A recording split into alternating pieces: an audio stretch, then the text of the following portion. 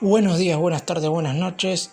Hoy vamos a hacer un repaso de lo que fue este 2020 para River, un año en el que el Millonario no pudo coronarse campeón, pero que dejó buenos números para un equipo conducido por Marcelo Gallardo, que tuvo varias bajas, pero que nunca dejó de ser competitivo. El año de River comenzó el 19 de enero en el Estadio Libertadores de América, donde visitaba Independiente.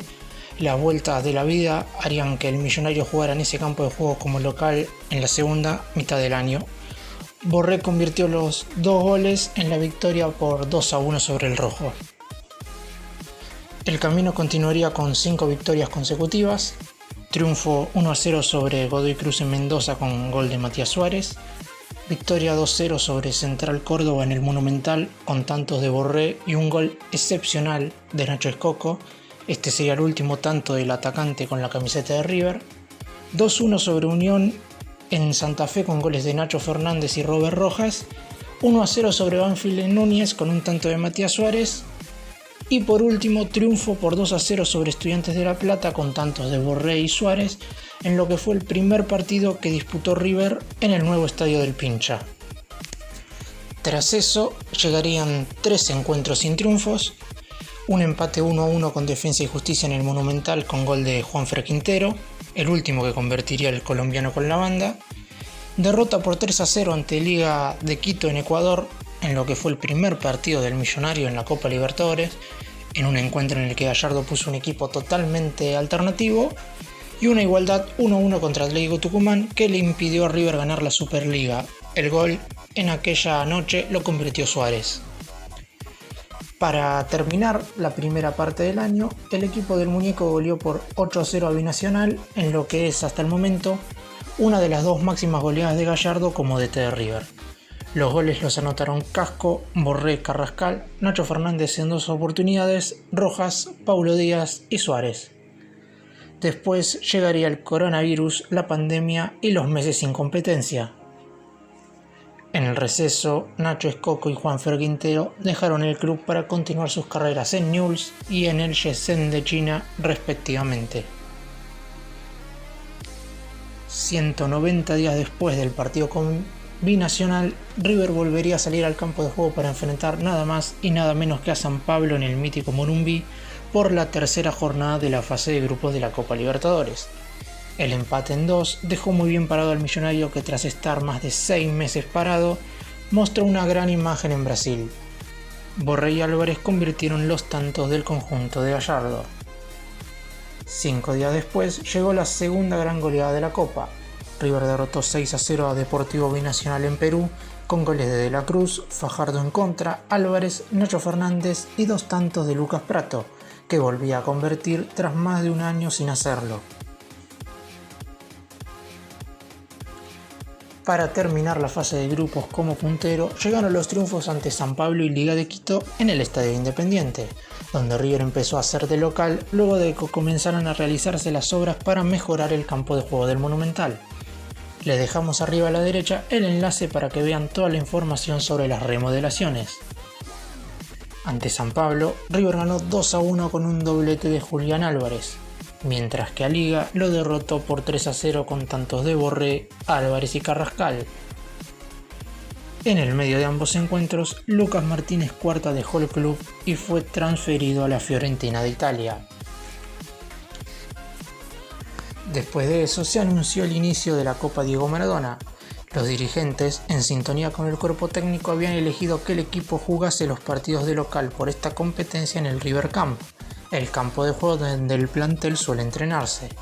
Sin embargo, y después de muchas idas y vueltas, esta opción fue descartada por la organización, por lo que el Estadio Libertadores de América seguiría siendo el lugar donde la banda sería local.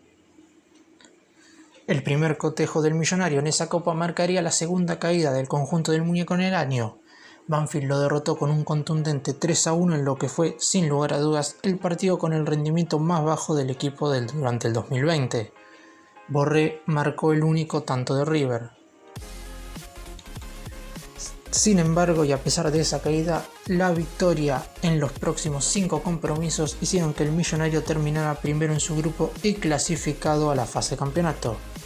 Estos triunfos fueron victoria 2-1 sobre Central con goles de De la Cruz y Prato, triunfo 1-0 contra Godoy Cruz en Mendoza con un tanto de Federico Girotti en lo que fue el primer gol en primera división por parte del juvenil, 2-0 ante Banfield con tantos de Nacho Fernández y Rojas, otra victoria ante Central, pero esta vez en Rosario y por 2-0 con goles de Rojas y Martínez en contra, y el cierre fue un triunfo 3-1 ante Godoy Cruz en el Libertadores de América con tantos de Zuculini, Álvarez y Prato.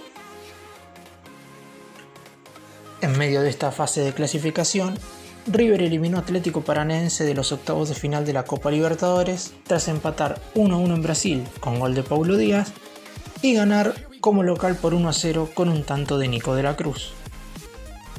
En los cuartos de final de la Copa Libertadores llegaría Nacional de Uruguay y el millonario lo eliminaría con un contundente global por 8-2. Lo derrotó 2-0 en el Estadio Independiente con goles de Montiel y Zuculini y lo venció con una goleada 6-2 en el Parque Central con tantos de Carrascal, De la Cruz, Zuculini y un hat-trick de Borré. Por último y para finalizar el año, disputó los primeros 3 de los 5 partidos de la fase campeonato de la Copa Diego Maradona. Estos fueron 1-1 ante Argentinos como local con gol de Álvarez, 3-1 ante Huracán en Parque Patricios con tantos de Suárez y un doblete de la Cruz, y finalizó con el triunfo 2-1 contra Arsenal con goles de Nacho Fernández y Suárez. La última y llamativa sorpresa antes de finalizar el 2020 fue la salida de Lucas Prato, que partió a préstamo al Feyenoord de Holanda. Vamos con algunas estadísticas que tuvo el millonario en este 2020. Disputó 27 partidos, de los cuales ganó 20, empató 5 y solo perdió 2 ante Banfield y Liga de Quito. Una efectividad del 80% de los puntos ganados, marcó 60 goles, más de 2 por partido, y le convirtieron 21. En cuanto a los goleadores, Borré fue el máximo artillero del año con 11 tantos, seguido por Suárez y Álvarez con 8 y 7 respectivamente. De la Cruz y Nacho marcaron 6, Rojas y Prato 4, Carrascal y Zuculini lo hicieron en 3 oportunidades. En cuanto a las asistencias, claramente Matías Suárez con 10 y Gonzalo Montiel con 8 se llevan ampliamente los primeros 2 lugares. Los jugadores que tuvieron más de 3 asistencias fueron además Nacho Fernández con 4 y Carrascal, Borré, Álvarez y De la Cruz, todos con 3. En cuanto a los partidos jugados, Gonzalo Montiel y Matías Álvarez nuevamente se llevan los 2 primeros lugares. El lateral disputó 24 de los 27 partidos, mientras que el cordobés disputó 23 de 27. El resto de los futbolistas que jugaron más de 20 cotejos fueron Pinola y Borré con 22, Armani, Nacho y De la Cruz con 21 y Enzo Pérez y Casco con 20. Sorpresivamente, los 2 jugadores más amonestados en el año no fueron defensores sino mediocampistas. De la Cruz con 8 y Enzo Pérez con 7 fueron los jugadores que más tarjetas amarillas vieron durante el 2020, seguidos por Zuculini con 5, Carrascal y Casco con 4, Díaz, Montiel, Suárez, Martínez Cuarta y Borré recibieron 3. River vio la tarjeta roja 4 veces en este 2020, de las cuales 2 fueron por parte de Paulo Díaz, una ante Central Córdoba y la última hace poco contra Huracán, con una Bolonia ante Liga de Quito y Carrascal ante Banfield. En cuanto a los pases y al ser un equipo que domina muy bien la pelota, claramente los mediocampistas se llevan los primeros 3 lugares. Enzo Pérez realizó 1370 pases en el año, seguido por Nicolás de la Cruz con 1135. En tercer lugar, Nacho Fernández 1113.